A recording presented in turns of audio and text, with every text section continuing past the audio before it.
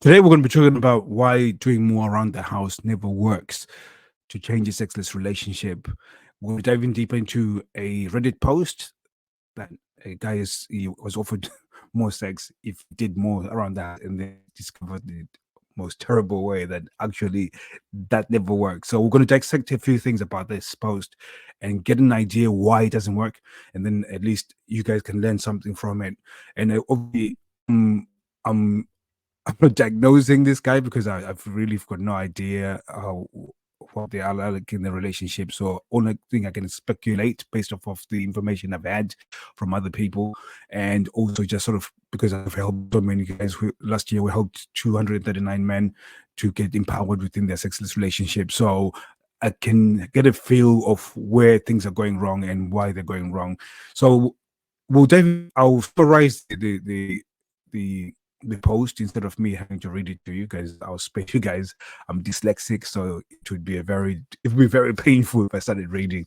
But I can read enough to comprehend information with my own pace. But it's not good for on video. So really, uh, to summarize it, in the early of the post, it talks about how the sex has gone downhill, and then he says it's gone downhill after they had a child, and he says she never really seems to be, even care about the sex, and it was once a week. In fact, it's once a month, and you know, she said she would be open to having more sex if he did more around the house. Now, there's a few things the way he was trying to put some background information.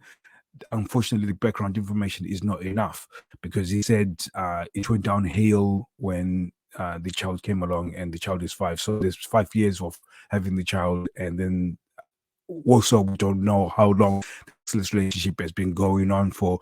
Was it happening before the child came along, or did it just you know I mean, it does say it goes downhill when the child has come. So, is the sexless relationship 5 years long or something like that? So, anyways, we'll dive in a little bit deeper. So, the few things that I needed to know here, especially to help this guy, is was his wife working, or is she working after post getting the baby, or was she working before that? What was the dynamic before that? And if she was working, or she's working when the child came along, a lot of women suffer some sort of guilt by going back to work and then having to leave their child, especially when they've spent close to a year or 2 years on maternity leave. So that guilt, uh, she overcompensates as a mom, and then therefore it can disrupt your relationship. And because she's getting so much validation of, well, I'm making these sacrifices and making money for the child and the family, uh, when I do come back, I want to give you all my attention. So, I mean, all my attention is to the child, so I can feel more like a good mom. So, there's a few things like that that you have to be aware of. And then when she's trying to do so, and then you are coming up offering up sex, again, it might become a hindrance because she's now thinking, well, I'm getting validation from the child.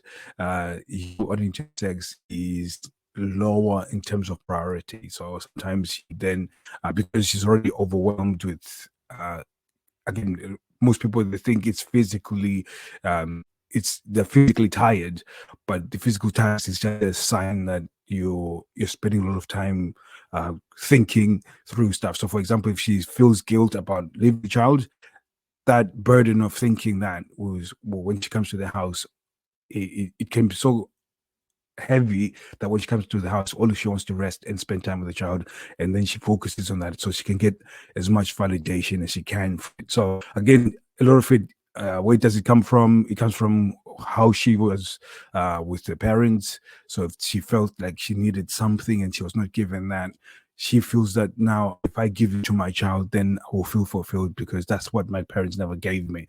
So there is a bit of that happens, and that can set things in motion where you end up in a sexless relationship.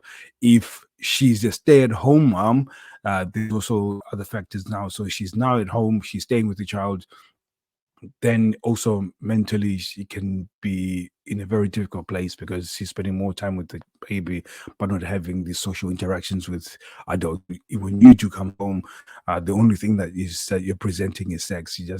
So she's not being fulfilled from a mental health perspective. So while she's staying home with the child, there's certain things that she has to be doing in order to maintain a high, or at least high health or better health with in terms of mental health. So those things then become the things that affect your relationship from a sexual standpoint when they're not dealt with. So it becomes important to identify these things. And just going one step further with this point is that when it comes to a sexless relationship, most people think that the child coming along, which we call a stressor, is the thing that broke the camel's back, lack of a better term, is that they think that's what caused the sexless relationship. Really, what caused the sexless relationship was a seed that was planted when things were good. So when your boyfriend and girlfriend, you had certain expectation of what a relationship looks like. And by the way, before the child was there, she's already had this um, sort of mindset of service when it comes to love. So she's serving you and through sex, and you've got this expectation where you feel connected and you being connected through sex, and you feel this amazingness where you this high frequency and you connected, you feel in love, but at the same time, as a guy, because now you've come to expect that this is what is about with them in terms of the relationship. You've made your decisions based off of the frequency and what's going on, and a lot of it it becomes about you. So like, okay, I love this woman because we get along, we feel connected, and we start measuring a good relationship based off of frequency of sex rather than maybe relationship based on fulfillment. Are we growing? Are we in love? Then, but we now equate that the true measure of what a good relationship is we're having sex. And when you do measure it that way, when it starts going pear-shaped or it starts declining, then your self-worth is sort of hindered by it. So set the when you plant the seed of that, a lot of it ends up becoming about you rather than about being collaborative. And when you do that earlier on, you don't even realize it's happening. You actually do it when things are good, that you start setting the tone of, oh, the relationship is good based off of the fact that we're having sex. And it's more about you, by the way. It progress and then it becomes stresses, which is maybe you're moving into a house, you're getting married, there's children that come along. She has shifted to serving the child, and because she got validation by serving you, giving you sex, making you happy, and so on.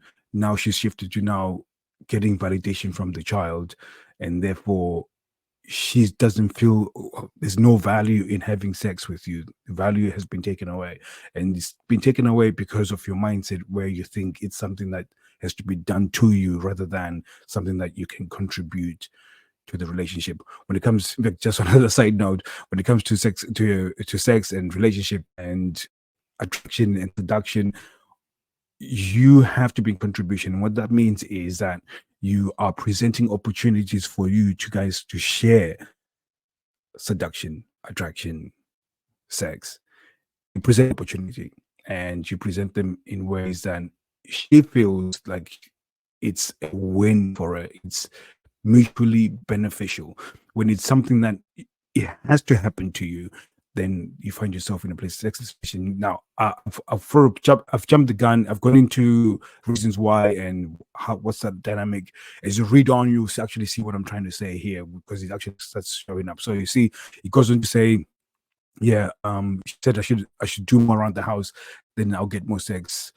So he's now been coming home, killing himself to try and make this happen, doing uh, giving the kid baths, vacuuming, and doing so on, and none of it is at a standards. So nothing is really changed within the relationship after he started doing this, and this is a very important piece that you can see that a lot of it is centered around him rather than how do I contribute to this relationship? And you can see there's a part where he says, I've been killing myself to do more around the house, and it's been 2 weeks and still no sex. So it's like, look at me doing all of these things, now waiting for you to give me something. And so it's more about him rather than look at me. I'm watching the child because I'm watching the child because I enjoy spending time with my child. I've been work all day and he's waiting for bath time, and now I'm giving him a bath and we're spending time together. I used to give my daughter baths usually, and it was probably the best time we used to have. Put music in the background. She would play with toys, whatever. And when I was working, I would do that in getting ready for bed, reading a story, and it was the most incredible times where I could spend my time with her and feel connected to my child. So again, he's looking at it the wrong way. The fact that he's this is giving my son a bath is one step closer to having sex with the mom. It's a ridiculous outlook to this. I cook dinner. Everybody needs to eat. If she's tired, if she's working, that's the other bit. Well, I don't know if she's working, if she's not working, mom. But regardless, if you choose to do chores, it should never be to in exchange for sex, because it becomes transactional, and that's a very terrible seduction strategy. So there's one other bit that I need to point out is that when you are taking from the relationship where it's all about you, you have to think of it is that every time you attempt to do so, it is like playing a game of Jenga. So Jenga is where you've got these wooden pieces that you pile up and build them. And as you build them, the premise of the game is that each person pulls one, and then over a period of time, over a period of time, the structure becomes weaker, and then it just falls. But it's you playing Jenga by yourself because you're not in contribution. And every time you do it in a way is serving you and just you. And I know a lot of you guys, when I say this, you get triggered and say, no, it's for us to feel connected. And I know to a certain extent, that's where your intention is. But the way you're approaching it, it comes across as though it's just for yourself and it's not mutually beneficial. And that's the reason why she sees no value in you having sex with you, because it seems like you're being self-centered and it's only about you. There's no real benefit for her, and therefore she will not go to it. So now if you keep pulling, the whole tower crumble, and that's the reason why he goes, well, there's no tower here. I'm expecting to see a tower, and which is different when you are attribution, because now you're stacking and building onto to your relationship. So one piece of advice I'll give this guy in order to get things going is to reset the relationship, because over a period of time there's obviously been building some negative association around sex. So you can see that she's when it's vacuumed and cleaned and so on, instead of really looking at it and saying, oh, thank you for helping me to clean and do all sorts, she's now looking for something else that is wrong so that she can just delay actually having sex. So there's a delay tactic. I think it's a delay tactic to just avoid having sex anyways. That's why whatever he does will never be good enough. Everything that is going to do is doing now is going to be absolutely terrible, based off of the fact that she's going to try and avoid it now. She's avoiding it because she's got a negative association to what sex is. And that negative association, we call it sexual comfort. So the sexual discomfort that she's got is what's causing her to find reasons of why she shouldn't be doing it. And again, the reason why she said if you clean more around the house, again, there's another side note here that, again, if she is suffering with some mental health issues and she's high anxiety, she might be really exhausted because of that. And you jumping in and doing the house cleaning and doing all of that and her not being engaged compounds on the fact that she remains on anxiety and depression or whatever. So sometimes it's more about figuring out, okay, yeah, I want to help her out around the house. Let's find a way of doing it together so we can be both doing something, so we can both feel a sense of accomplishment, and a sense of we're doing something together to build. So while it's not actually having sex, something where you can have an association of doing something together, and that is more collaborative, and that is more something that if she's got anxiety and depression around whatever mental health, it will give her a sense of movement and a sense of achievement, which will in turn make her feel better rather than you sit down and I'll do everything. Generally, if she was sitting down, she'll either be watching TV or be on the phone, which is going to compound on anxiety and depression. So you have to be really when you look at this. When I look at this, there's so many things pretty much me big red flags, and the biggest one is that I'm not saying don't. I do cook, clean, and do all stuff around the house, but I don't do it in a sense of entitlement for sex. And if you do it in a sense of duty so you can have sex, uh, her seduction resistance goes up because you're trying to use external um, influence to cause seduction, which for her it's not going to happen.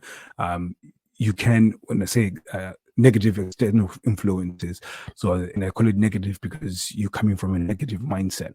Whereas if you have a positive one, which is something that is collaborative, it's going to be an external influence. But you're creating this environment where she feels comfortable then to feel sexy, to feel to her to explore, and for her to feel excitement. So there's certain things that you can do to change things around, and there's a thing that will attraction into seduction.